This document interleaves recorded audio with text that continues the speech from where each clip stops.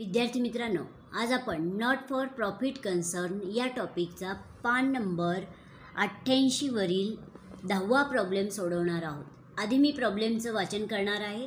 पहा, मी प्रॉब्लेम वाचत आहे। Saraswati high school Khed show the following position on 31 March 2018। या वाक्याचा अर्थ असा आहे की सरस्वती हायस्कूल की हे स्कूल खेड येथे आहे, त्यांची 31 मार्च 2018 रोजीची स्थिती पुढील प्रमाणे आहे। मग आपल्याला पुढे बॅलन्स शीट दिसत आहे। ॲज ऑन 31 मार्च 2018, 31 मार्च 2018 रोजीचं बॅलन्स शीट आपल्याला दिलेलं आहे। जेव्हा आपल्याला प्रॉब्लेममध्ये बॅलन्स शीट देतात ते ओल्ड बॅलन्स शीट असते, म्हणजे आपल्याला या प्रॉब्लेममध्ये ओल्ड बॅलन्स शीट दिलेलं आहे। मग बॅलन्स शीटच्या लायबिलिटी साईडला कॅपिटल फंड दिसत आहेत, त्यानंतर एंट्रन्स फीज दिसत आहेत। ॲसेट साईडला आहेत कॅश इन हँड 5,000 रुपये, कॅश ॲट बँक 8,000 रुपये, लॅबोरेटरी 15,000 रुपये, building, furniture, books, tuition fees, receivable rupees 10,000। आता ओल्ड बॅलन्स शीटचा अर्थ असा आहे की मागील वर्षी त्यांच्या संस्थेमध्ये काही शिल्लक असलेल्या ॲसेट्स आणि लॅबिलिटीज आहेत। मग कॅश इन हँड आणि कॅश ॲट बँक याचा अर्थ असा आहे की मागील वर्षीची शिल्लक त्यांच्याकडे 5,000 आणि 8,000 रुपये आहे, असा अर्थ आहे। आता आपल्याला रिसिप्ट्स अँड पेमेंट अकाउंटचंही वाचन करायचं आहे। आता आपण रिसिप्ट्स अँड पेमेंट अकाउंटचं वाचन करूया आणि त्यानंतर ओल्ड बॅलन्स शीट आणि रिसिप्ट्स अँड पेमेंट अकाउंटचं पुन्हा एकदा आपण वाचन करणार आहोत। चला आपण रिसिप्ट्स अँड पेमेंट अकाउंटचं वाचन करूया। आपल्याला रिसिप्ट्स अँड पेमेंट अकाउंट दिलेलं आहे ते for the year ended 31 March 2019, 31 March 2019 रोजी संपणाऱ्या वर्षाकरिताचं रिसिप्ट्स अँड पेमेंट अकाउंट त्यांनी आपल्याला दिलेलं आहे। आणि रिसिप्ट्स अँड पेमेंट अकाउंट हे वर्षाच्या शेवटच्या दिवशी तयार केले जाते, म्हणजेच अकाउंटिंग इयरच्या शेवटच्या दिवशी तयार केले जाते। जर 31 मार्च 2019 ही तारीख त्यांच्या अकाउंटिंग इयरच्या शेवटच्या दिवसाची तारीख असेल तर त्यांचं अकाउंटिंग इयर सुरू झालेलं आहे 1 एप्रिल 2018 रोजी आणि संपलेलं आहे 31 मार्च 2019 रोजी। आणि रिसिप्ट्स अँड पेमेंट अकाउंटचं जे अकाउंटिंग इयर आहे ते त्यांचं करंट इयर असते, म्हणजे आपण आत्ता पहिली पायरी पूर्ण केलेली आहे, करंट इयर ओळखलेलं आहे। आणि या टॉपिकमध्ये आपल्याला करंट इयर बरोबरच लास्ट इयर आणि नेक्स्ट इयरही ओळखायचं असतं। चला तर मग आता आपण करंट इयरवरून लास्ट इयरसुद्धा लगेच ओळखूया। तर आता मी इथंच लिहित आहे, जर 2018 आणि 19 हे त्यांचं करंट इयर असेल तर 2017-18 हे त्यांचं लास्ट इयर आहे। आणि 2018-19 जर त्यांचं करंट इयर असेल तर त्यांचं नेक्स्ट इयर आहे 2019 ते 2020 हे नेक्स्ट इयर आहे। म्हणजे आपण ही पायरीसुद्धा पूर्ण केलेली आहे। आपल्याला रिसिप्ट्स अँड पेमेंट अकाउंटमध्ये चालू वर्षामधील घडामोडी दिलेल्या असतात, म्हणजे त्यांना चालू वर्षामध्ये जी प्राप्ती झाली ती रिसिप्ट साईडला दिसत असते आणि पेमेंट साईडला त्यांनी जो काही खर्च केलेला आहे तो खर्च आपल्याला पेमेंट साईडला दिलेला असतो। आता आपण करंट अकाउंट ओळखलेलं आहे। त्यानंतर आपल्याला ह्या प्रॉब्लेममध्ये ओल्ड बॅलन्स शीटसुद्धा दिलेलं आहे। मग आपण ओल्ड बॅलन्स शीट आणि रिसिप्ट्स अँड पेमेंट अकाउंटचं वाचन करूया। तर आपल्याला असं लक्षात येत आहे की ओल्ड बॅलन्स शीटच्या लायबिलिटी साईडला कॅपिटल फंड दिलेले आहेत आणि ते as it is new balance शीटच्या लायबिलिटी साईडला आपल्याला घ्यायचे आहेत। एंट्रन्स फीज दिसत आहेत 20,000 रुपये। तर आपल्याला पुन्हा चालू वर्षामध्ये पुन्हा एंट्रन्स फीज मिळालेले नाहीत। पुढे आहेत कॅश इन हँड आणि कॅश ॲट बँक, तो त्यांचा अकाउंटिंग इयरचा क्लोजिंग बॅलन्स आहे, म्हणजे त्यांच्याकडे वर्षाच्या शेवटी 5,000 आणि 8,000 रुपये एवढी शिल्लक आहे असा अर्थ आहे। हा मागील वर्षाचा क्लोजिंग बॅलन्स आहे आणि करंट इयरचा तो ओपनिंग बॅलन्स आहे। रिसिप्ट्स अँड पेमेंट अकाउंटचा तो ओपनिंग बॅलन्स आहे 5,000 आणि 8,000। आणि हा जो ओपनिंग बॅलन्स आहे आपण कुठेही त्याचं पोस्टिंग करत नाही, कारण तो ओपनिंग बॅलन्स हा रिसिप्ट्स अँड पेमेंट अकाउंटच्या क्लोजिंग बॅलन्समध्ये इन्क्लूड आहे असे समजले जाते. म्हणून आपण रिसिप्ट्स अँड पेमेंट अकाउंटचा ओपनिंग बॅलन्स कुठेही घेत नाही. मग आपण इथे लगेच खुणा करून ठेवूया की आपण हा बॅलन्स कुठेही घेणार नाही. मग मी इथेही खूण करून ठेवते, म्हणजे पोस्टिंग करत असताना आपल्याला सहज लक्षात येईल. पुढे आहेत लॅबोरेटरी 15,000 रुपये, आणि लॅबोरेटरी ही ॲसेट आहे. मग आपण पुन्हा करंट इयरमध्ये लॅबोरेटरी परचेस केली आहे का पाहूया बरं.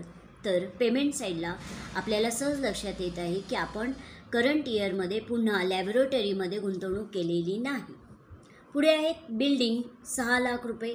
आपण पेमेंट साईडला पाहूया बरं. बिल्डिंग आपण पुन्हा परचेस केले आहेत का न्यू. तर आपल्याला असं लक्षात येत आहे की बिल्डिंगमध्ये सुद्धा आपण करंट इयरमध्ये गुंतवणूक केलेली नाही. पुढे आहेत फर्निचर 40,000 रुपये, म्हणजे गेल्या वर्षाचे हे फर्निचर आहेत. पुन्हा आपण करंट इयरमध्ये न्यू परचेस केलेत का पाहूया बरं. तर आपल्याला सहज लक्षात येत आहे की आपण करंट इयरमध्ये 50,000 रुपयांचे नवीन फर्निचर परचेस केलेले आहेत, आणि ते परचेस केलेले आहेत 1/7/2018 रोजी. मग मी इथे स्टार करून ठेवणार आहे. ओल्ड बॅलन्स शीटमध्ये जे फर्निचर आहे त्याच्यासमोर मी स्टार केला. याचा अर्थ आपल्याला त्यावरती काहीतरी इन्फॉर्मेशन दिलेली आहे. पुढे आहेत बुक्स 22,000 रुपयांचे. मग आपण करंट इयरमध्ये पुन्हा बुक्स परचेस केले आहेत का पाहूया बरं. पेमेंट साईडला तर दिसत आहेत बुक्स 15,000 रुपयांचे बुक्स आपण करंट इयरमध्ये परचेस केलेले आहेत. म्हणजे मागील वर्षांचे बुक्स आहेत एकूण 22,000 रुपयांचे, आणि करंट इयरमध्ये आपण पुन्हा 15,000 रुपयांचे बुक्स परचेस्ड केलेले आहेत, पण ते 1 जानेवारी 2019 रोजी परचेस्ड केलेले आहेत. मग आपण जे करंट इयरमध्ये बुक्स परचेस्ड केलेले आहेत त्याचा स्टार ओल्ड बॅलन्स शीटमधील बुक्सच्या समोर करूया. आता पुढे आहे ट्यूशन फीज रिसिवेबल, की आपल्याला मागील वर्षाचे ट्यूशन फीज 10,000 रुपये येणे बाकी आहेत असे दिसत आहेत. रिसिवेबल म्हणजे अद्याप येणं बाकी आहे. मग आता ते करंट इयरमध्ये मिळालेत का पाहूया बरं. तर रिसिप्ट साईडला आपल्याला ट्यूशन फीज दिसत आहेत मागील वर्षाचे 2017-18चे, कारण हे 10,000 रुपये मागील वर्षाचे येणं आहे, कारण ओल्ड बॅलन्स शीट हे मागील वर्षाचे आहे. म्हणजेच ओल्ड बॅलन्स शीट हे 1 एप्रिल 2017 ते 31 मार्च 2018 या अकाउंटिंग इयरसाठीचं आहे. म्हणजे मागील वर्षाचे ट्यूशन फीज आपल्याला दिसत आहे 10,000 रुपये. मग ते चालू वर्षामध्ये मिळालेत का पाहूया, कारण रिसिप्ट्स अँड पेमेंट अकाउंटमधील घडामोडी ह्या चालू वर्षांच्या असतात. मागील वर्षाचे ट्यूशन फीज येणे आहे 10,000 रुपये. मग त्या 10,000 रुपयांपैकी चालू वर्षामध्ये आपल्याला 8,000 रुपये मिळालेले आहेत. 2017-18चे 8,000 रुपये मिळाले आहेत. मग 10,000 वजा 8,000 बरोबर 2,000 रुपये अद्याप येणे बाकी आहेत मागील वर्षाचे. पण हे जे 8,000 रुपये मागील वर्षाचे ट्यूशन फीज मिळालेले आहेत ते चालू वर्षाच्या सबस्क्रिप्शन्समध्ये इन्क्लूड नाहीत. आता ओल्ड बॅलन्स शीटचं पूर्ण वाचन झालेलं आहे. आता आपण रिसिप्ट साईडचं वाचन करूया. पहा, आपल्याला रिसिप्ट साईडला सर्व प्राप्ती दिलेली आहे, म्हणजे त्यांना जे काही इन्कम प्राप्त झालेलं आहे त्या करंट इयरमध्ये ते इन्कम आपल्याला रिसिप्ट साईडला दिसत आहे. पहा, आपल्याला रिसिप्ट साईडला टू बॅलन्स ब्रॉट डाऊन दिसत आहे. तो ओपनिंग बॅलन्स आहे रिसिप्ट्स अँड पेमेंट अकाउंटचा, आणि आपण ओपनिंग बॅलन्सचं पोस्टिंग कुठेही करत नाही. टू ट्यूशन फीज आपल्याला 2017-18चे 8,000 रुपये त्यावर्षी प्राप्त झाले. त्यानंतर 18-19चे 1,00,000 रुपये प्राप्त झाले. म्हणजे लास्ट इयरचे 8,000 रुपये प्राप्त झाले, आणि करंट इयरचे आपल्याला 1,00,000 रुपये प्राप्त झाले त्यावर्षी, असा अर्थ आहे. लास्ट इयरचे खरं तर येणे होते 10,000, पण त्यापैकी 8,000 रुपये प्राप्त झाले, म्हणजे अद्याप 2,000 रुपये येणं बाकी आहे. आपण वाचन करत आहोत. पुढे आहेत फाईन कलेक्टेड, म्हणजे दंडातून आपल्याला वसुली प्राप्त झालेली आहे 2,000 रुपये. ॲडमिशन फीज 10,000 रुपये. Term fees, donations for library, की लायब्ररीसाठी आपल्याला डोनेशन्स प्राप्त झालेले आहेत. पुढे आहेत इंटरेस्ट ऑन बँक डिपॉझिट्स, की आपण बँकेमध्ये डिपॉझिट केली होती काही रक्कम, त्यावरती आपल्याला इंटरेस्ट मिळालेला आहे 5,000 रुपये. गव्हर्मेंट ग्रांट्स रेव्हेन्यू म्हणलेले आहेत. सरकारी अनुदान आपल्याला त्यावर्षी 2 लाख प्राप्त झाले आणि ते रेव्हेन्यू आहे, म्हणजे आपल्याला ते इन्कम साईडला दाखवायचं आहे. हे झालं रिसिप्ट साईडचं वाचन. आता पेमेंट साईडला आपल्याला सर्व खर्च दिसत आहेत. सॅलरीज टू टीचर्स यांना जो आपण पगार दिलेला आहे तो, सॅलरीज टू ऑफिस स्टाफ, त्यानंतर बुक्स आपण त्यावर्षी परचेस केलेले दिसत आहेत.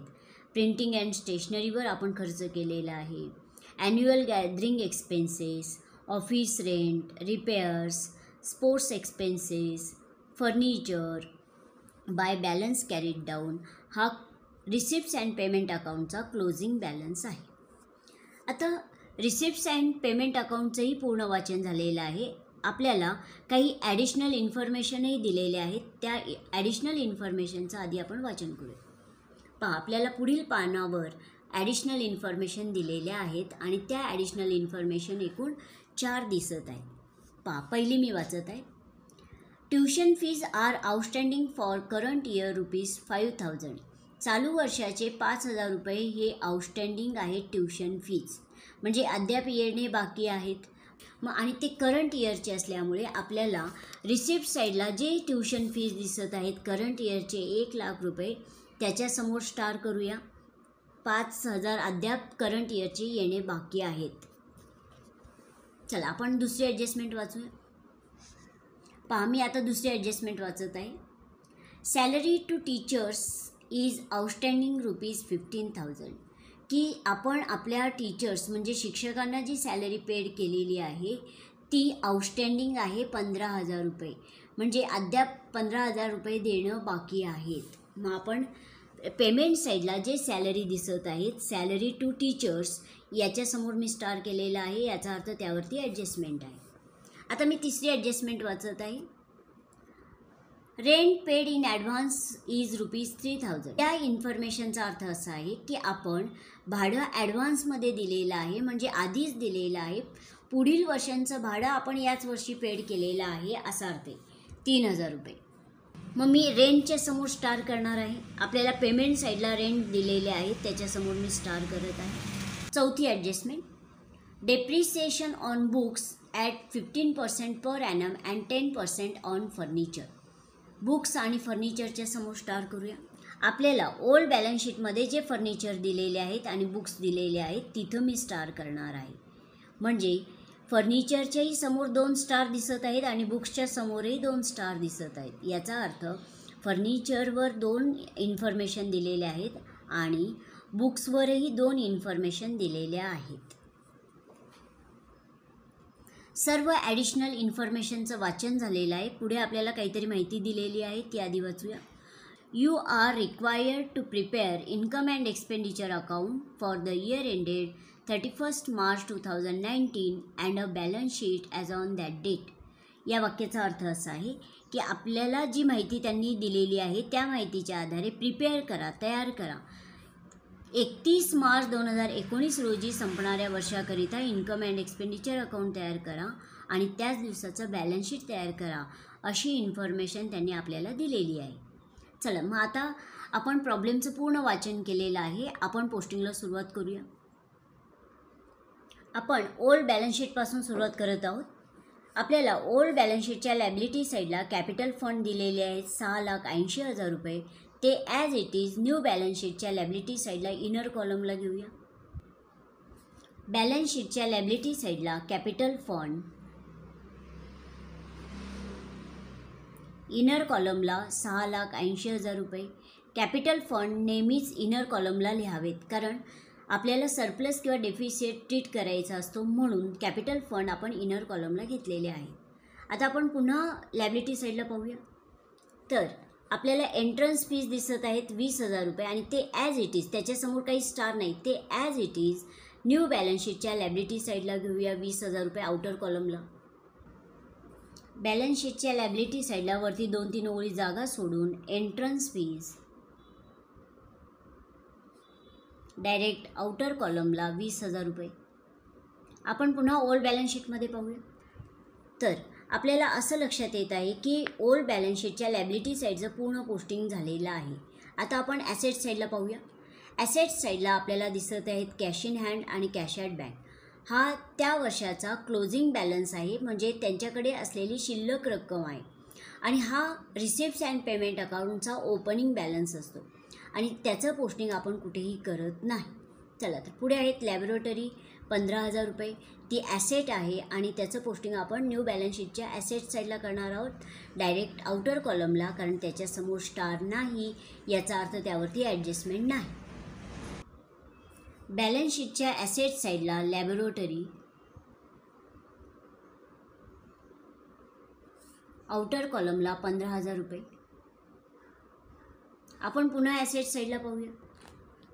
लॅबोरेटरी नंतर आहेत बिल्डिंग 6 लाख रुपये आणि त्याचेही समोर स्टार नाही, ते आपण न्यू बॅलन्स शीटच्या ॲसेट साईडला आउटर कॉलमला घेऊया. बिल्डिंग, डायरेक्ट आउटर कॉलमला 6 लाख रुपये. आपण पुन्हा ॲसेट साईडला पाहूया. बिल्डिंग नंतर आहेत फर्निचर 40,000 रुपयांचे. याचा अर्थ मागील वर्षांचे फर्निचर आपल्याकडे शिल्लक आहेत 40,000 रुपयांचे आणि त्याच्यासमोर आपल्याला 2 स्टार दिसत आहेत. याचा अर्थ फर्निचरवरती 2 इन्फॉर्मेशन आपल्याला त्यांनी दिलेले आहेत. मग आधी आपण हे फर्निचर 40,000 रुपयांचे न्यू बॅलन्स शीटच्या ॲसेट साईडला इनर कॉलमला घेऊया. बॅलन्स शीटच्या ॲसेट साईडला फर्निचर, इनर कॉलमला 40,000 रुपये. आपण इनर कॉलमला यासाठी घेतलेले आहेत कारण त्याच्यासमोर 2 स्टार आहेत, याचा अर्थ त्यावरती 2 इन्फॉर्मेशन आहेत. मग पाहूया बरं आपल्याला कोणत्या इन्फॉर्मेशन दिलेल्या आहेत. तर आपल्याला पेमेंट साईडला फर्निचर दिसत आहेत 50,000 रुपयांचे. याचा अर्थ आपण करंट इयरमध्ये नवीन फर्निचर परचेस केलेले आहेत 50,000 रुपयांचे. म्हणजे मागील वर्षांचे फर्निचर आहेत 40,000 रुपयांचे आणि चालू वर्षांचे फर्निचर आहेत 50,000 रुपयांचे.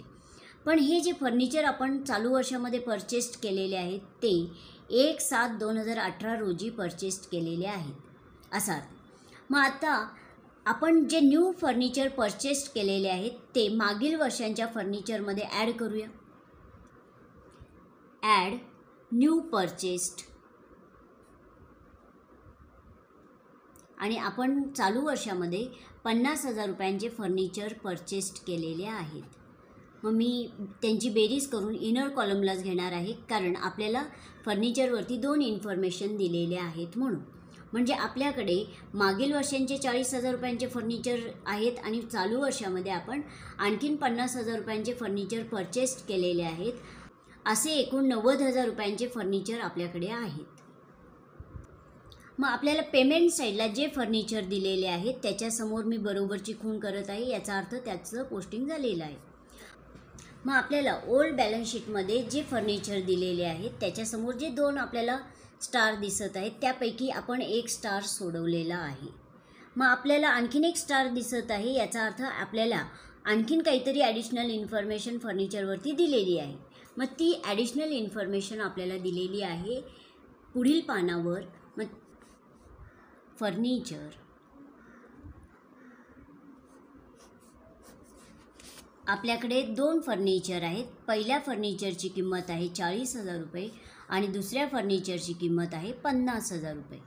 आणि हे जे 40,000 रुपयांचे फर्निचर आहेत ते त्यांच्या संस्थेमध्ये 1 एप्रिल 2018 पासून ॲज इट इज आहेत. म्हणजे त्यांचं जे अकाउंटिंग इयर्स सुरू झालेलं आहे 1 एप्रिल 2018 रोजी, त्या पहिल्या दिवसापासून त्यांच्याकडे हे 40,000 रुपयांचे फर्निचर आहेत.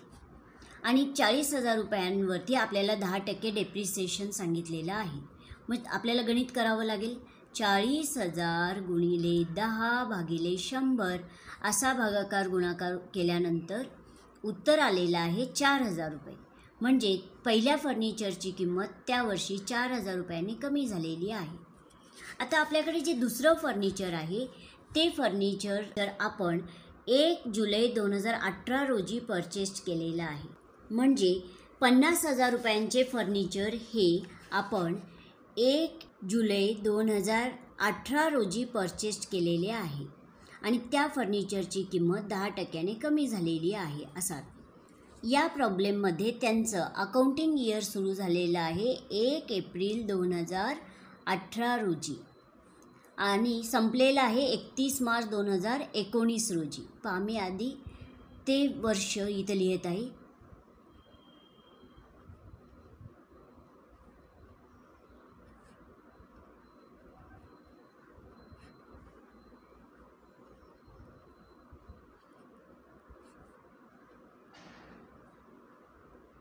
पहा त्यांचं अकाउंटिंग इयर सुरू झालेलं आहे 1 एप्रिल 2018 रोजी आणि संपलेलं आहे 31 मार्च 2019 रोजी. आणि आपण हे जे 50,000 रुपयांचं फर्निचर आहे ते आपण परचेस केलेलं आहे 1 जुलै 2018 रोजी. म्हणजे ही तारीख या अकाउंटिंग इयरमध्ये इथे दिसत आहे. म्हणजे आपलं अकाउंटिंग इयर जेव्हा सुरू झालं तेव्हाच आपण हे फर्निचर परचेस केलेलं नाही. आपण ते परचेस केलेलं आहे 1 जुलै 2018 रोजी. म्हणजे आपल्याला या फर्निचरवर पूर्ण वर्षाचं डेप्रिसिएशन चार्ज करता येणार नाही. मग आपल्याला गणित मांडावं लागेल. 50,000 गुणिले 10, कारण याही फर्निचरची किंमत 10% कमी झालेली आहे म्हणून गुणिले 10 भागिले 100. पण 12 महिन्यांपैकी फक्त 1, 2, 3, 4, 5, 6, 7, 8 आणि 9 महिन्यांचंच डेप्रिसिएशन आपल्याला चार्ज करावं लागेल, कारण आपण ते फर्निचर 1 जुलै 2018 रोजी परचेस केलेलं आहे. म्हणजे ते फर्निचर आपल्या संस्थेमध्ये 1 जुलै 2018 रोजी आलेले आहे. मग 9 महिन्यांचंच डेप्रिसिएशन आपण त्या फर्निचरवर चार्ज करणार आहोत 12 महिन्यांपैकी. मग भागाकार गुणाकार केल्यानंतर उत्तर आलेलं आहे 3,750. म्हणजे त्या फर्निचरची किंमत त्या वर्षी 3,750 रुपयांनी कमी झालेली आहे. म्हणजे पहिल्या फर्निचरची किंमत 4,000 रुपयांनी कमी झाली आणि दुसऱ्या फर्निचरची किंमत 3,750 रुपयांनी कमी झाली त्या वर्षी. असे एकूण डेप्रिसिएशन फर्निचरवरती आलेले आहे 7,750 रुपये. म्हणजे आपल्याला 7,750 रुपये लेस करावे लागतील. लेस 10% डेप्रिसिएशन आहे 3,750 रुपये. लेस करून आउटरला घेऊया.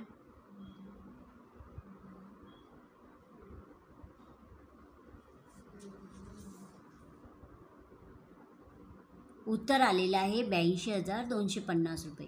याचा अर्थ फर्निचरची किंमत त्या वर्षी आहे वर्षाच्या शेवटी 82,250 रुपये. हा झाला डेप्रिसिएशनचा फर्स्ट इफेक्ट. आणि सेकंड इफेक्ट येतो इन्कम अँड एक्सपेंडिचर अकाउंटच्या एक्सपेंडिचर साईडला. इन्कम अँड एक्सपेंडिचर अकाउंटच्या डेबिट साईडला 2 depreciation on furniture direct outer कॉलमला 3,750 रुपये. आपण पुन्हा ओल्ड बॅलन्स शीटच्या ॲसेट साईडला पाहूया. फर्निचरच्या समोरील दोन्ही स्टार आपले सोडून झालेले आहेत. याचा अर्थ फर्निचरचं पूर्ण पोस्टिंग झालेलं आहे. फर्निचर नंतर आहेत बुक्स 22,000 रुपयांचे. याचा अर्थ आपल्याकडे मागील वर्षांचे बुक्स आहेत 22,000 रुपयांचे आणि त्याचेही समोर 2 स्टार आहेत. याचा अर्थ त्यावरती 2 इन्फॉर्मेशन आपल्याला दिलेल्या आहेत. मग आपण हे जे बुक्स आहेत आधीचे म्हणजे मागील वर्षांचे ते 22,000 रुपयांचे ते ॲज इट इज बॅलन्स शीटच्या ॲसेट साईडला घेऊया. इनर कॉलमला बॅलन्स शीटच्या ॲसेट साईडला बुक्स, इनर कॉलमला 22,000 रुपये. आपल्याला त्यावरती 2 इन्फॉर्मेशन दिलेले आहेत. आधी आपण पाहूया बरं कोणकोणत्या इन्फॉर्मेशन दिलेल्या आहेत. तर आपल्याला पेमेंट साईडला आपण करंट इयरमध्ये जे बुक्स परचेस केलेले आहेत 15,000 रुपयांचे ते दिलेले आहेत. आणि हे जे 15,000 रुपयांचे आपण न्यू बुक्स परचेस केलेले आहेत ते 1 जानेवारी 2019 रोजी परचेस केलेले आहेत. आधी आपण हे 15,000 रुपये मागील वर्षांच्या बुक्समध्ये ॲड करूया. ॲड न्यू परचेस्ड आणि चालू वर्षामध्ये आपण परचेस केलेले आहेत 15,000 रुपयांचे बुक्स. असे एकूण बुक्स आहेत आपल्याकडे त्या वर्षी 37,000 रुपयांची. आपण पेमेंट साईडला जे बुक्स दिलेले आहेत 15,000 रुपये तिथे खूण करूया. याचा अर्थ हे पोस्टिंग झालेलं आहे अशी मी इथं खूण करत आहे. आपल्याला बुक्सच्या समोर इथे 2 स्टार दिसत आहेत. पहिला स्टार सोडून झालेला आहे. आता जो दुसरा स्टार आहे म्हणजे आपल्याला काहीतरी ॲडिशनल इन्फॉर्मेशन दिलेली आहे ती वाचूया. आता ॲडिशनल इन्फॉर्मेशन आहे चौथी. Depreciation on books at 15% per annum. बुक्सची किंमत त्या वर्षी 15% कमी झालेली आहे. मग आपल्याकडे बुक्स आहेत 2. मागील वर्षांचे 22,000 रुपयांचे बुक्स आहेत आणि चालू वर्षांचे 15,000 रुपयांचे बुक्स आहेत. दोन्ही बुक्सची किंमत 15% कमी झालेली आहे. आपण गणित करत आहोत. आपल्याकडे बुक्स आहेत 2. एक मागील वर्षांचे आहेत 22,000 रुपयांचे आणि चालू वर्षामध्ये आपण 15,000 रुपयांचे न्यू परचेस केलेले आहेत. आणि हे जे 22,000 रुपयांचे बुक्स आहेत ते करंट इयरच्या पहिल्या दिवसापासूनच आपल्या संस्थेमध्ये आहेत आणि करंट इयर सुरू झालेलं आहे 1/4/2018 रोजी. म्हणजे 22,000 रुपयांचे जे बुक्स आहेत त्यावरती आपल्याला पूर्ण वर्षाचं डेप्रिसिएशन चार्ज करावं लागेल. मग 22,000 गुणिले 15 भागिले 100 असा भागाकार गुणाकार केल्यानंतर उत्तर आलेलं आहे 3,300 रुपये. हे झालं पहिल्या बुक्सवरील डेप्रिसिएशन. आता आपण जे दुसरे बुक्स परचेस केलेले आहेत करंट इयरमध्ये ते आपण परचेस केलेले आहेत 1 जानेवारी 2019 रोजी. म्हणजे जे दुसरे बुक्स आहेत 15,000 रुपयांचे त्यावरती आपल्याला पूर्ण वर्षाचं डेप्रिसिएशन चार्ज करता येणार नाही. त्यांचं अकाउंटिंग इयर सुरू झालेलं आहे 1 एप्रिल 2018 रोजी.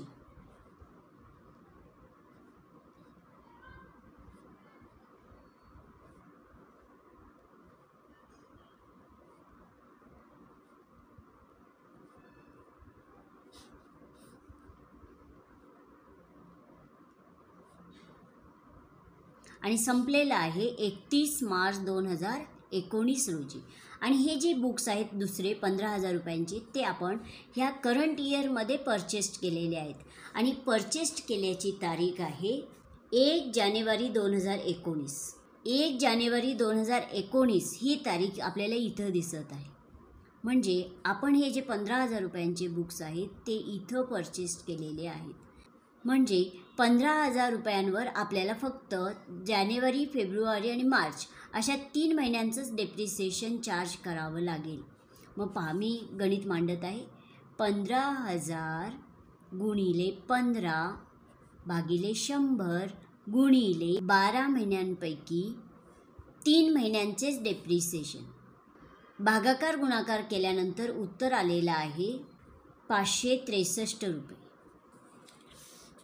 पहिल्या बुक्सवरती डेप्रिसिएशन आलेलं आहे 3,300 रुपये प्लस दुसऱ्या बुक्सवरती डेप्रिसिएशन आलेलं आहे 563 रुपये. 3,863 रुपये लेस 15% डेप्रिसिएशन 3,863 रुपये. लेस करून ते आउटरला घेऊया.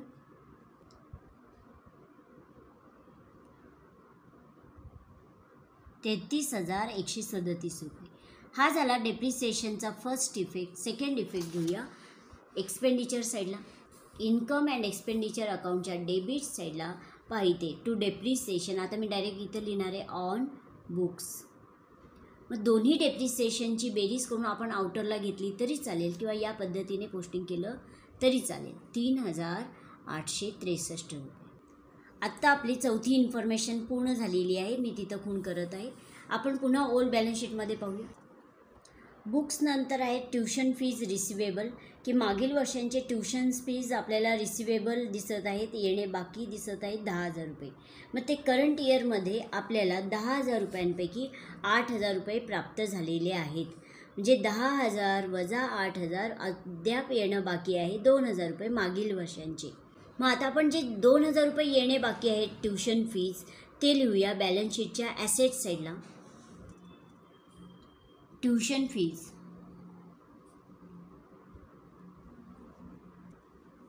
2017-18चे अद्याप येणे बाकी आहेत 2,000 रुपये. चला आपण आता पुन्हा ओल्ड बॅलन्स शीटमध्ये पाहूया. तर आपल्याला असं लक्षात येत आहे की ओल्ड बॅलन्स शीटचं पूर्ण पोस्टिंग झालेलं आहे. आता आपण रिसिप्ट साईडला पाहूया. टू बॅलन्स ब्रॉट डाऊन हा ओपनिंग बॅलन्स दिलेला आहे 5,000 आणि 8,000. आपण ओपनिंग बॅलन्सचं पोस्टिंग कुठेही करत नाही.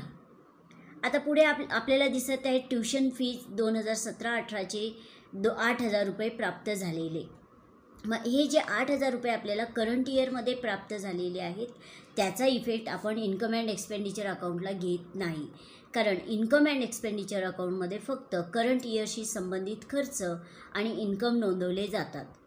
मग आपण जे मागील वर्षांचे 2017-18चे जे 2,000 रुपये येणं आहेत त्याचं पोस्टिंग केलेलं आहे.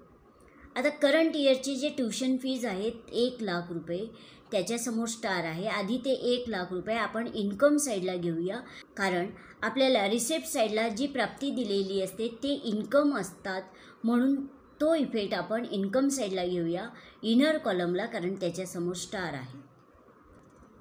इन्कम अँड एक्सपेंडिचर अकाउंटच्या क्रेडिट साईडला बाय ट्युशन फीज, इनर कॉलमला 1,00,000 रुपये. पाहूया बरं त्यावरती कोणती इन्फॉर्मेशन दिलेली आहे. तर आपल्याला पहिली इन्फॉर्मेशन दिलेली आहे tuition fees are outstanding for current year ₹5,000. चालू वर्षाचे ट्युशन फीज येणे बाकी आहेत 5,000 रुपये. आणि आउटस्टँडिंग म्हणले की पर्टिक्युलर आयटममध्ये ते ॲडच करावेत. ॲड आउटस्टँडिंग, आणि जे आउटस्टँडिंग इन्कम साईडला येतात ते आउटस्टँडिंग इन्कम असतात आणि ते आहेत 5,000 रुपये.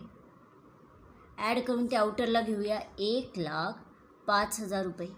याचा अर्थ असा आहे की आपल्याला त्यावर्षी खरं तर 1,05,000 रुपये ट्युशन फी येणं अपेक्षित आहे किंवा आले पाहिजेत, पण त्यापैकी फक्त 1,00,000 रुपये आपल्याला प्रत्यक्षात प्राप्त झालेले आहेत. 5,000 रुपये अद्याप येणे बाकी आहेत.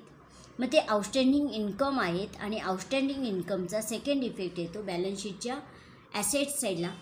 पहा, मागील वर्षांचे ट्युशन फीज 2017-18चे 2,000 रुपये येणं बाकी आहेत आणि चालू वर्षाचे 2018-19चे एकूण 5,000 रुपये येणं बाकी आहेत. म्हणजे मागील वर्षाचे आणि चालू वर्षाचे मिळून एकूण 7,000 रुपये ट्युशन फीज येणं बाकी आहे. हा झाला 5,000 रुपयांचा सेकंड इफेक्ट. याचा अर्थ आपली पहिली इन्फॉर्मेशन पूर्ण झालेली आहे, म्हणून आपण खूण करूया. पहा, पहिल्या इन्फॉर्मेशनला मी खूण करत आहे कारण 5,000 रुपयांचे 2 इफेक्ट लिहून झालेले आहेत. आता आपण पुन्हा रिसिप्ट साईडला पाहू. ट्युशन फीज नंतर आहेत फाईन कलेक्टेड 2,000 रुपये. आपण जो दंड आकारला होता त्यातून आपल्याला प्राप्ती झालेली आहे 2,000 रुपये. ते इन्कम असल्यामुळे आपण ते इन्कम साईडला घेऊया डायरेक्ट आउटर कॉलमला.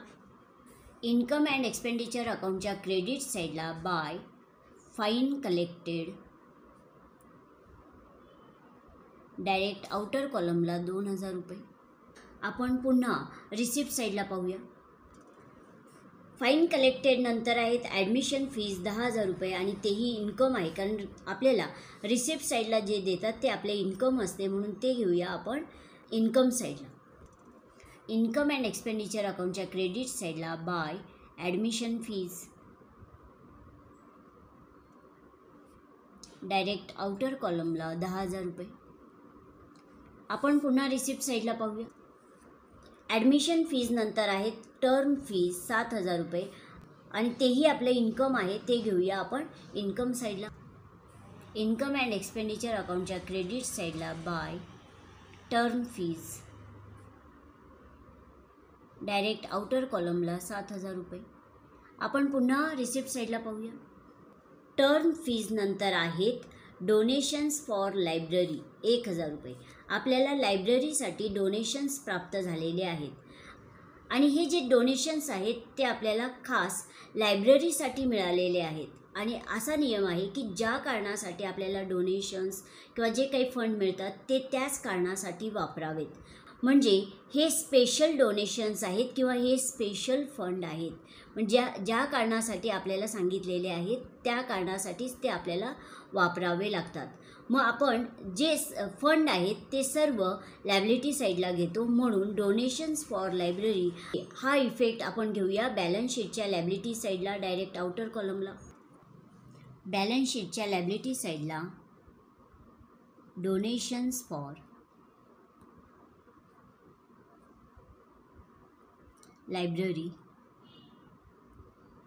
1000 रुपये आपण आउटर कॉलमला घेऊया. आपण पुन्हा रिसिप्ट साईडला पाहूया. डोनेशन्स फॉर लायब्ररी नंतर आहेत इंटरेस्ट ऑन बँक डिपॉझिट्स. आपल्याला त्यावरती इंटरेस्ट प्राप्त झालेला आहे 5000 रुपये आणि ते आपलं इन्कम असल्यामुळे ते आपण इन्कम साईडला घेऊया, डायरेक्ट आउटर कॉलमला. इन्कम अँड एक्सपेंडिचर अकाउंटच्या क्रेडिट साईडला by interest on bank deposit ₹5000. आपण पुन्हा रिसिप्ट साईडला पाहू. इंटरेस्ट ऑन बँक डिपॉझिट्स नंतर आहेत गव्हर्नमेंट ग्रांट्स, कंसामध्ये म्हणलेले आहेत रेव्हेन्यू.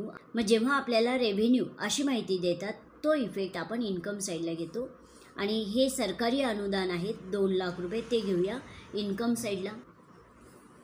इन्कम अँड एक्सपेंडिचर अकाउंटच्या क्रेडिट साईडला by government grants, direct outer कॉलमला 2 लाख रुपये. आपण पुन्हा रिसिप्ट साईडला पाहूया.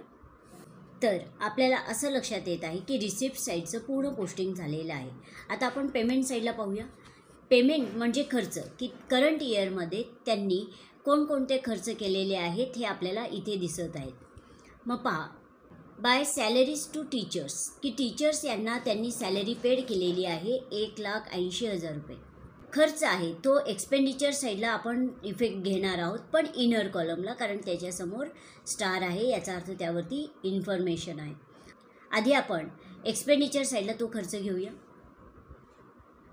इन्कम अँड एक्सपेंडिचर अकाउंटच्या डेबिट साईडला to salary to teachers, inner कॉलमला 1,80,000 रुपये.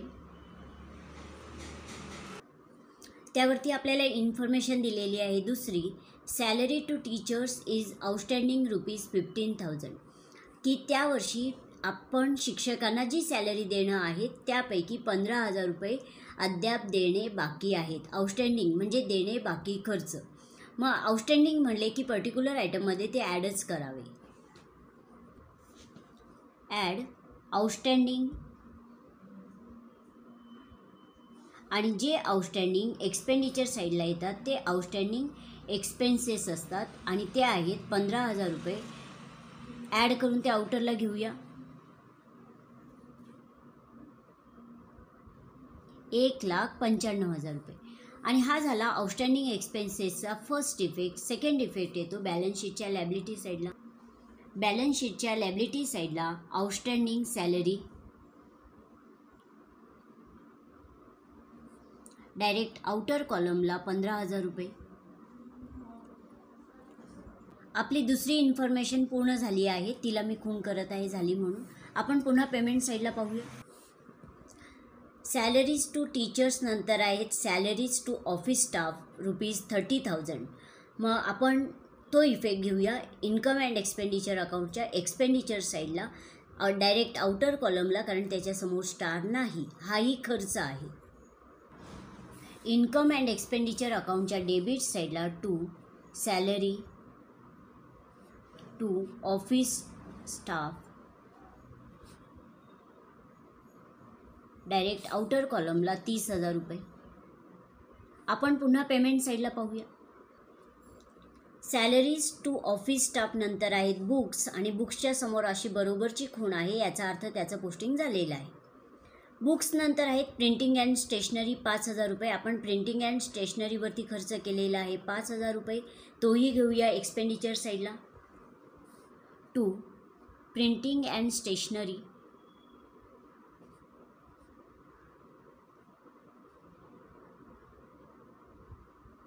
डायरेक्ट आउटर कॉलमला 5,000 रुपये.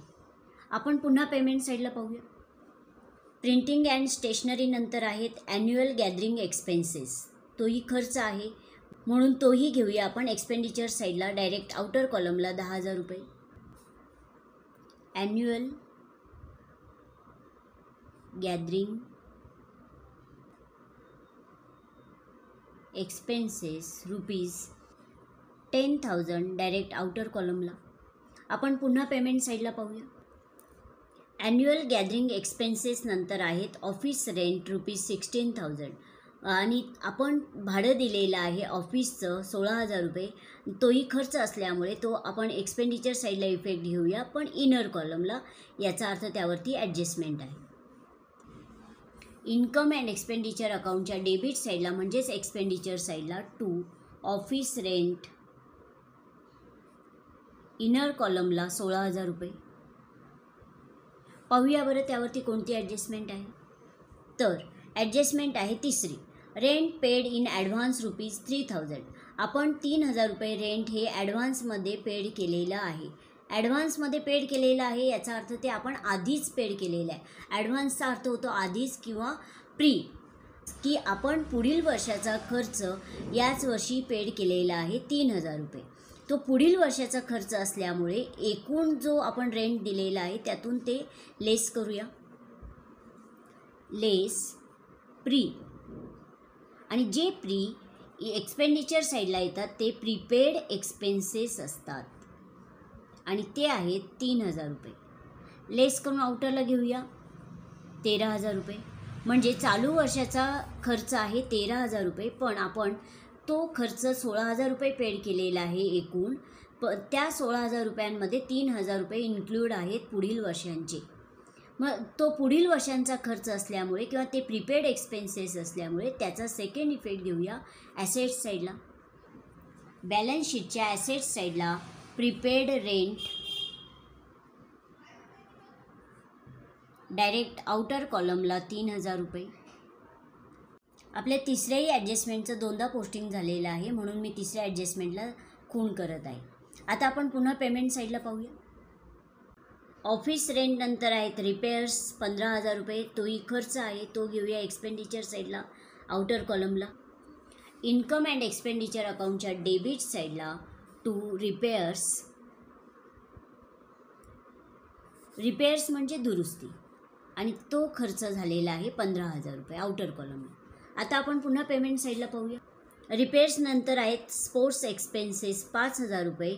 तोही खर्च असल्यामुळे आपण तो इफेक्ट घेऊया एक्सपेंडिचर साईडला आउटर कॉलमला. इन्कम अँड एक्सपेंडिचर अकाउंटच्या डेबिट साईडला म्हणजेच एक्सपेंडिचर साईडला स्पोर्ट्स एक्सपेन्सेस डायरेक्ट आउटर कॉलमला 5,000 रुपये. आपण पुन्हा पेमेंट साईडला पाहूया. स्पोर्ट्स एक्सपेन्सेस नंतर आहेत फर्निचर आणि फर्निचरच्या समोर अशी बरोबरची खूण आहे, याचा अर्थ त्याचं पोस्टिंग झालेलं आहे. आता आपण पुढे जाऊया. बाय बॅलन्स कॅरीड डाऊन हा रिसिप्ट्स अँड पेमेंट अकाउंटचा क्लोजिंग बॅलन्स आहे. कॅश इन हँड आहेत 8,000 रुपये आणि कॅश ॲट बँक आहेत 12,000 रुपये. आणि कॅश इन हँड आणि कॅश ॲट बँक येतात ॲसेट्स साईडला. डायरेक्ट आउटर कॉलमला घेऊया.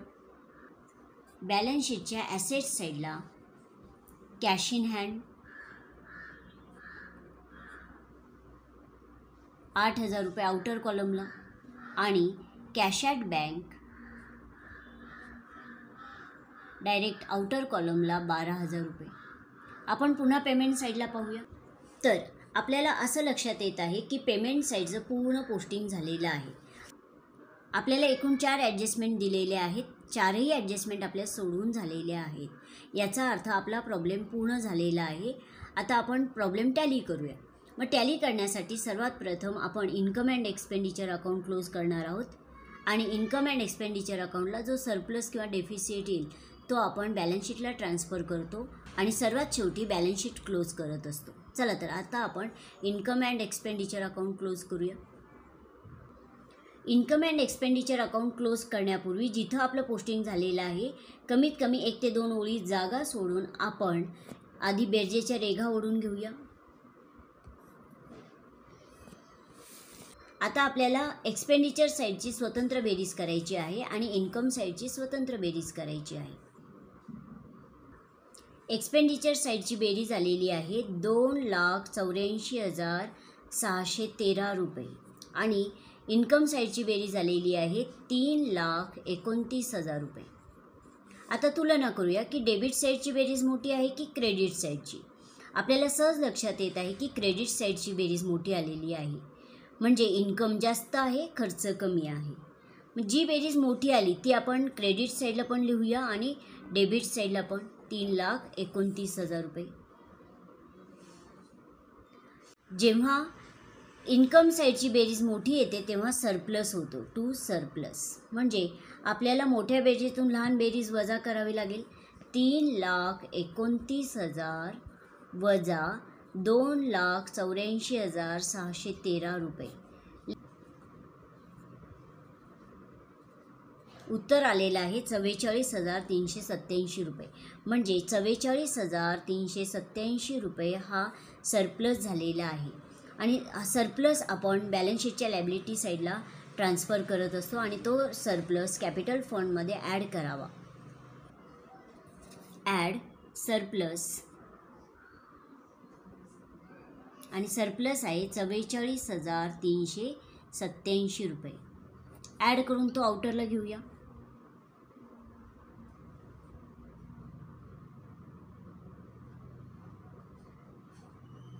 मग आता आपण बॅलन्स शीटच्या लायबिलिटी साईडची स्वतंत्र बेरीज करूया आणि ॲसेट साईडची स्वतंत्र बेरीज करूया. बेरीज करण्यापूर्वी जिथं आपलं पोस्टिंग झालेलं आहे कमीत कमी 1 ते 2 ओळी जागा सोडून आधी बेरजेच्या रेघा ओढून घेऊया.